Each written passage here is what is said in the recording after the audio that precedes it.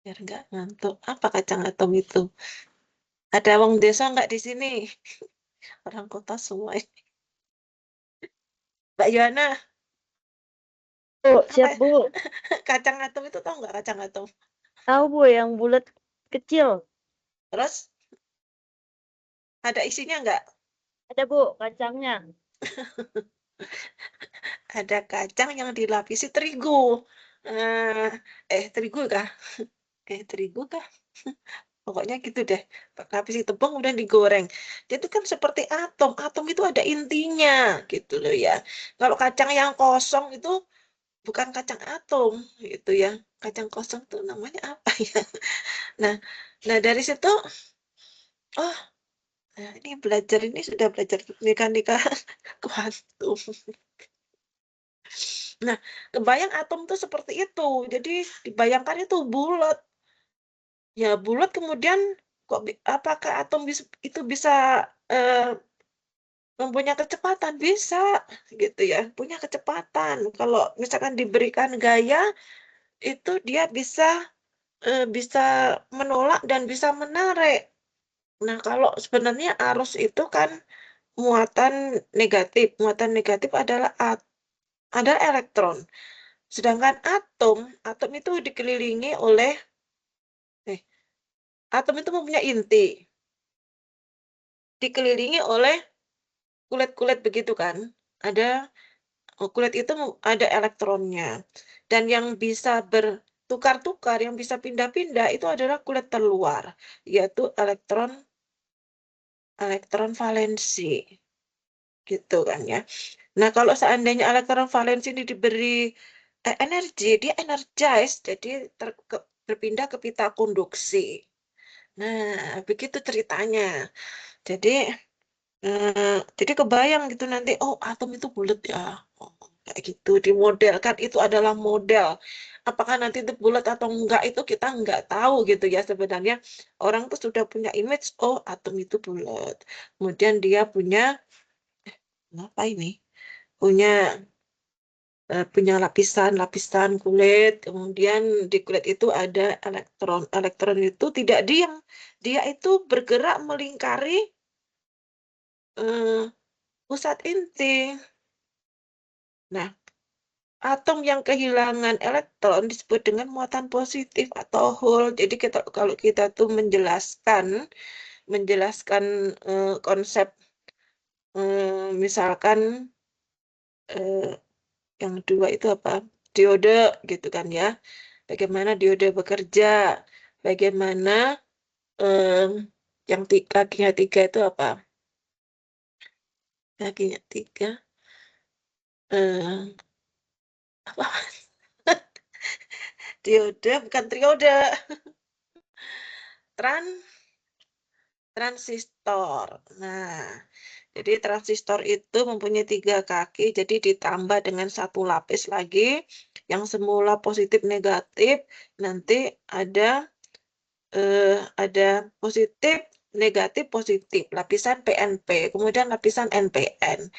Nah, kita ketika membahas kayak gitu kan, bagaimana penguatan itu terjadi, penguatan pada transistor terjadi, kan kita nggak bisa menjelaskan itu, eh, gimana menjelaskannya, ya itu. Jadi harus mempunyai konsep dulu bagaimana eh, si elektron itu eh, arus arus tegangan itu harus tahu dulu. Jadi kalau nggak ada mekanika kuantum nggak bisa menjelaskan nih bagaimana sebenarnya si transistor ini bekerja, bagaimana penguatan ini bekerja itu. Nah, kembali. Jadi sebenarnya hmm, tahu nggak elektron itu seperti apa? Tahu nggak virus itu bentuknya seperti apa? Yang tahu kita kan seperti yang virus kemarin COVID itu kan termasuk apa yang bola ya? Bola yang berambut, kemudian eh, caranya memodifikasi katanya sih kalau virusnya COVID itu kan hasil modifikasi. Gimana modifikasi benda sekecil itu? Terus bagaimana memotong? ujung-ujungnya itu dipotong, kemudian itu sebagai bibit untuk masuk ke untuk menumbuhkan vaksin. Nah, itu kan dari potongan kaki-kakinya virus itu kan satu sel. Kemudian itu motongnya gimana coba? Aduh, kebayang nggak? Itu virus yang kecil itu ujung-ujungnya dipotong gimana coba? Dan itu makanya peralatan-peralatan terkait dengan biologi itu tuh mahal karena harus bisa melihat bahwa dengan adanya putaran kan bagaimanapun mereka melakukan pemotongan itu seperti blender gitu ya. Seperti blender pada kecepatan berapa sehingga kaki-kakinya virus itu terpotong dan gimana kita ngambilnya? Yakin bahwa itu kaki-kakinya. Ampun deh. Itu jadi harus pakai mikroskop yang lebih kecil gitu ya, yang mampu melihat itu lebih kecil lagi mikroskop elektron, karena elektron dianggap sebagai muatan yang paling kecil gitu.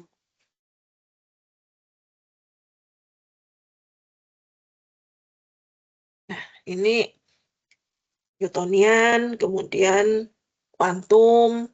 Nah, ini ada cerita yang menarik ini tentang probabilitas kan ini ada. Jadi sebenarnya di mana posisi elektron itu berada. Jadi ada prinsip ketidakpastian, kemudian ini Heisenberg gitu, kemudian ada Schrödinger. Pernah dapat cerita apa tentang Schrödinger? Ini yang eh, meletakkan konsep em, em, yang bisa digunakan untuk ini em, ketidaklinearan serat optik. Jadi memanfaatkan itu untuk misalkan penguatan optik. Nah, ini menggunakan prinsip Schrödinger. Nah, pernah dengar nggak cerita itu? Nah, pada melek nggak? Pernah dengar cerita itu nggak? Schrödinger. Persamaan Schrödinger. Nah, Schrödinger ini adalah seorang yang jenius. Orang jenius ini biasanya tuh selalu produktif di segala bidang. Termasuk produktif biologinya. Biologisnya. Dia itu memiliki apa ya? Seperti teman-teman aku yang jenius itu tuh hormonnya itu tinggi gitu ya. Jadi harus punya pelampiasan begitu. Jadi eh, terjadi pelepasan apa gitu ya. Jadi harus punya pelampiasan. Nah, makanya ketika mahasiswa masih semester 2 langsung menikah. Yang dinikahi itu kakak kelasnya. Harus bisa mengikuti pola pikirnya begitu. Nah, ini juga Schrödinger itu memiliki kelebihan itu. Nah, karena dia termasuk yang ateis, nah, dia melepaskan itu ke tempat mana? Ke tempat untuk menjahit supaya di Tasikmalaya itu namanya apa yang jahitan yang benangnya di warna-warni itu namanya apa? Tempat apa? Yang di kain-kain gitu, di mukena gitu, namanya di bor apa? Bang, Bordir. bordir gitu. Bordir, Nah, bordir. ya itu pakai L tapi.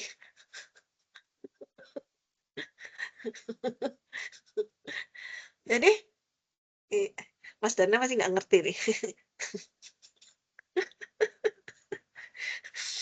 Jadi si Schrödinger menemukan rumus itu di tempat tukang bordil. Salah ya bordir. Begitu teman-teman. Jadi dia punya kelebihan melepaskan energinya itu di tempat seperti itu. Nah, jadi aku tuh kan suka mengikuti bagaimana kisah rumus ini ditemukan, bagaimana gitu tuh, itu bacaanku dulu. Jadi ketika ini, oh dia ya ternyata ya gitu ya, tapi nggak usah ditiru itunya gitu ya.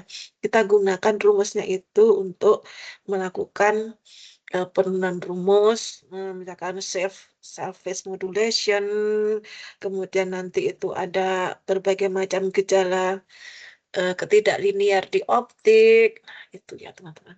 Yang bagaimana dia menemukannya itu suasananya tidak kita masukkan. Gawat. Dan itu kan termasuk ini filosofi. Nih, Schrödinger. Ini Schrödinger di optik ini penting ini.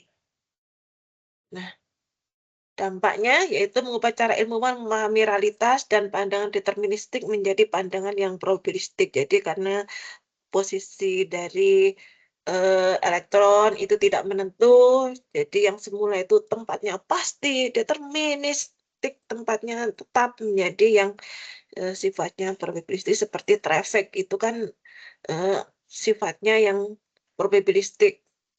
Ya, jadi tidak ada sesuatu yang pasti.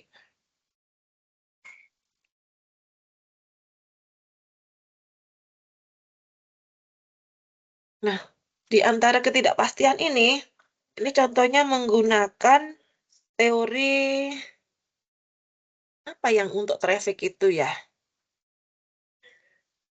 Untuk traffic itu menggunakan yang Markov. Nah, pernah dengar Markov? Markovian. Markov, pernah dengar Markov?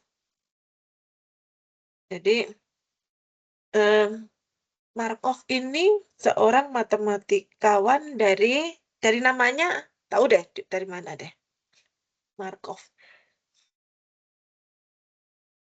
Tahu nggak dari mana? Dari Rusia. Dia tuh dari Rusia. Ahli matematik. Nah, dia itu merumuskan ketidakteraturan, kerandoman. Dari apa sih di dunia ini yang tidak random? Semuanya random, pergerakan udara random, cuaca juga random. Nah, ternyata cuaca, traffic itu juga random. Ternyata kerandoman itu mempunyai pola. Tah, aneh kan? Nah, Markov itu dengan persamaan matematisnya itu membuat dari sesuatu yang random itu menjadi sesuatu yang berpola. Nah, itulah kehebatan Markov. Nah, misalkan meramalkan, hari ini hujan, kemungkinannya sekian. Besok itu hujan nggak sih? Besoknya lagi itu hujan nggak sih? Nah, itu kan kalau dari ramalan cuaca gitu kan, kita bisa melihat, misalkan, di mana tadi itu? Tadi itu aku nggak sengaja menekan kok muncul, menekan sesuatu yang nggak sengaja muncul, ketika dicari nggak muncul. Nah, ini tadi tuh gimana ya? Nah, itu dari eh, kita dengan teori Markov itu ternyata bisa diramalkan bahwa hari ini jam sekian itu kemungkinannya hujan. Besok suhunya sekian. Nah, itu tuh dari ketidakrandoman itu bisa kita lakukan, bisa melakukan decision. Nah, ramalan ini berlaku sampai dengan sekian. Itu kan keren kan? Itu jasa dari Markov.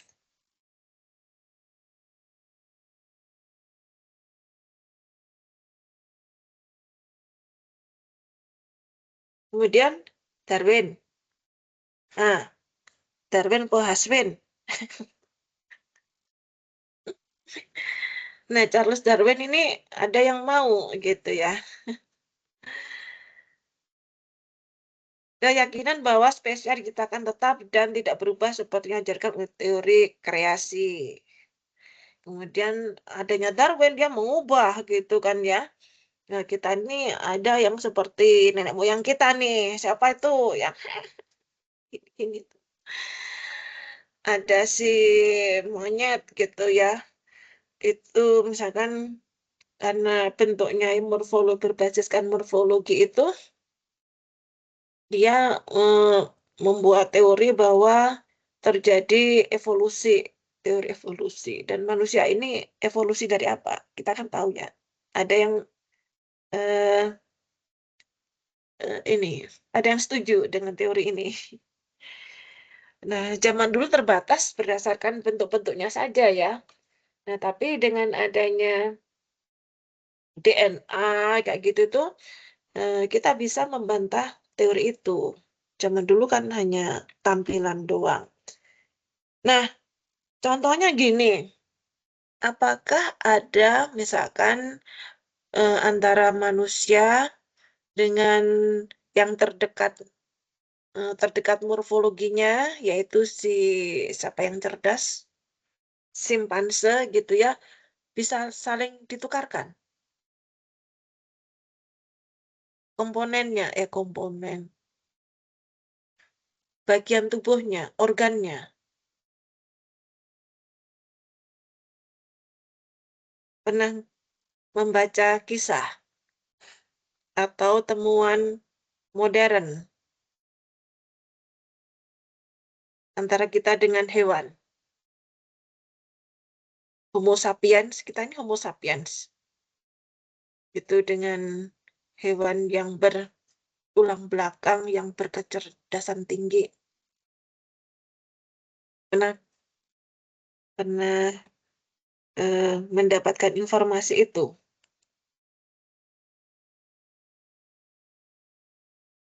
Nggak ada ya? Tapi kalau yang sudah pernah dilakukan itu adalah eh, dengan B2. B2 apa ya B2? Hewan B2 atau enggak? Babi. Ternyata babi itu struktur darahnya itu mirip manusia. Ternyata babi itu digunakan untuk misalkan eh, menggantikan hati manusia. Hati liver ya, bukan heart. Livernya manusia itu bisa digantikan oleh liver babi. Dan sudah berhasil, meskipun hanya beberapa bulan dan kemudian orangnya meninggal. Sebelum mendapatkan transparansi hati, hati manusia itu meskipun tinggal 20% rusak, ya, yang baiknya tinggal 20% itu ternyata masih bisa berfungsi. Tapi kalau mau lebih baik ya itu tadi, transparansi hati itu dilakukan oleh siapa pemimpin Jawa Pos itu? Dahlan Iskan. Itu transplantasi hati di China. Nah, untungnya sama gitu ya. Tubuhnya tidak menolak. Tapi mungkin bisa dicari berita bahwa ada di Amerika itu yang hatinya itu diganti fungsinya oleh hati babi dan bisa bekerja. Tidak menolak. Jadi kita itu kalau makan babi misalkan ya, itu seperti makan manusia. Seperti karena bisa saling menggantikan organnya itu.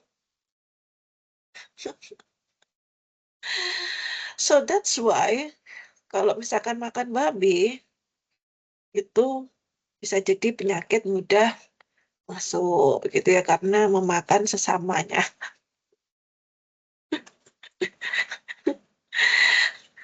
Begitulah, jadi ikut aja ya kalau kita belum tahu. Oh, jangan makan babi. Ya oke lah, ternyata zaman sekarang itu ternyata bisa saling menggantikan organ kita dengan organ babi. Organ babinya dipakai untuk kita gitu, jangan kita menggantikan dikasihkan ke babi. Begitulah teman-teman. Ya.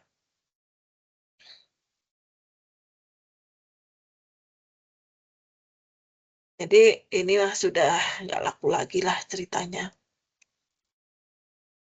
Nah, kemudian positivisme dengan post-positivisme. Dikatakan oleh Auguste Comte bahwa ilmu hanya dapat mengandalkan data empiris yang teramati dan terukur. Dia hanya berdasarkan hasil pengukuran pengamatan gitu kan ya. Dan yang post mengakui bahwa ilmu tidak sepenuhnya objektif dan dipengaruhi oleh asumsi, nilai, dan interpretasi manusia. Karena ada hal-hal yang kita tidak bisa generate, gitu ya. Yang empiris ini yang bisa terukur, yang bisa tangible oleh manusia. Ada hal yang kecil-kecil kayak gitu gimana? Kalau jumlahnya sangat banyak gitu gimana? Seperti big data itu gimana? Nah, ini termasuk yang post-positivisme. Dampaknya mengubah pendekatan ilmiah dengan menerima pentingnya kritik terhadap teori dan metode. Jadi kebenaran itu relatif. Jadi kalau kita melakukan metode itu harus dijelaskan sejelas-jelasnya gitu kan ya. Dan harus ada teori yang bisa menjelaskan apa yang kita lakukan, mendasari gitu ya, tidak ada yang ujuk-ujuk gitu.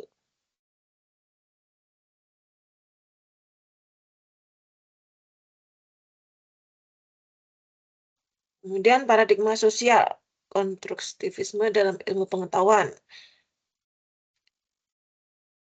Paradigma yang tradisional, ilmu dianggap sebagai pencarian objektif untuk menemukan kebenaran tentang dunia. Padahal kan tidak hanya dunia ya. Kita berdasarkan ilmu yang ada, kita bisa melakukan eh, pandangan yang jauh, apa perspektif dari yang ada itu kita bisa melakukan tarikan untuk sesuatu yang abstrak. Kita bisa menjelaskan itu. Kemudian konstruktivisme bahwa ilmu adalah produk konstruktivisme sosial, bahwa ilmu adalah produk sosial yang dipengaruhi oleh budaya, sejarah, dan konteks sosial. Contohnya, gender dalam ilmu pengetahuan, bagaimana bias budaya mempengaruhi penelitian. Nah, ini yang dari segi sosial, gender. Nah, ini sebenarnya yang dikembangkan oleh PBB dalam SDGs itu salah satunya itu kan. Memandang gender itu berdasarkan sosial. Dulu itu kenapa kok tidak eh, zaman dulu itu sebelum eh, pendekatan ini dilakukan, kalau kita mengisi gitu ya jenis kelamin itu apa gitu kan kita masih eh, ber banyak isian yang masih mengatakan itu jenis kelamin. Ada yang gender. Saya dulu juga nggak paham itu gender itu ya jenis kelamin yang abstrak yang bisa diubah-ubah tergantung dari sudut pandangnya gitu ya. Itu istilah baru yang itu tuh gender. Dan kalau misalkan kita Thailand gitu kan gender itu ada banyak itu macamnya gitu. Nah, kemudian kalau kita ke daerah tertentu yang menganut hal demikian, gendernya apa itu ada gender yang abu-abu. Kalau misalkan dikatakan binary itu apa ya kita mah taunya binary digital, biner, bilangan biner, 1010. Aduh. Nah, itu yang berusaha apa ya, disisipkan kepada yang ilmiah. Nah, kalau misalkan ya mereka menganut yang misalkan bisa ACDC lah gitu ya, bisa AC, bisa DC gitu ya. Terus kemudian ada kasus, ada kriminal, kemudian ada pembunuhan. Nah, itu membuktikan gendernya apa? Menggunakan apa? Apa bisa ditanya-tanya? Dia kesukaannya apa? Kecenderungannya apa? Dari segi sosial. Nah, bagaimanapun, nah itu ilmu rekayasa yang tidak jelas, ilmu rekayasa sosial yang tidak jelas. Nah, kalau misalkan di tes DNA-nya sosial, ada DNA sosial gitu ya. Nah, itulah jadi ilmu yang mengada-ada. Kemudian dampaknya,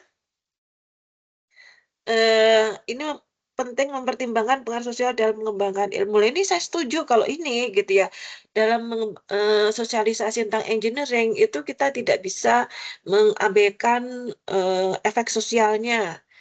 Nah, itu setuju banget ya kalau misalkan, dimasukkan ke sana, tapi kalau yang lain-lain janganlah. Kemudian paradigma sistem kompleks, ada ini, paradigma reduksionis, memahami fenomena yang memecahkan menjadi bagian terkecil misalkan atom, molekul. Kemudian ada paradigma kompleks, ini interdisiplin. Ya, yang kompleks ini menganggap bahwa fenomena harus dipahami dalam konteks sistem lebih besar dan interaksi antar bagian, misalnya ekosistem, jaringan saraf. Nah, ini bagus ini, ya. Yang ini bagus paradigma kompleksitas karena memang kita berada atau dibutuhkan kemampuan analisis tentang kompleksitas. Ada pertanyaan?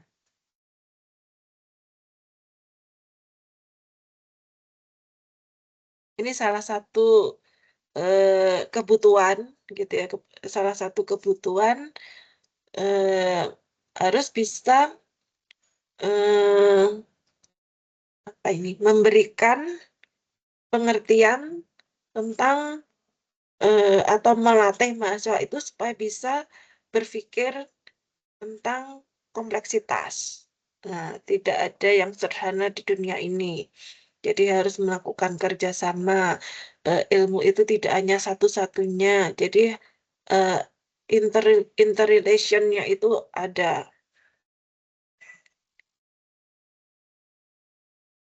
Nah, paling yang senang belajar telekomunikasi itu kan medan elektromagnetik, ya kan? Sangat senang dengan matematikanya. Ada yang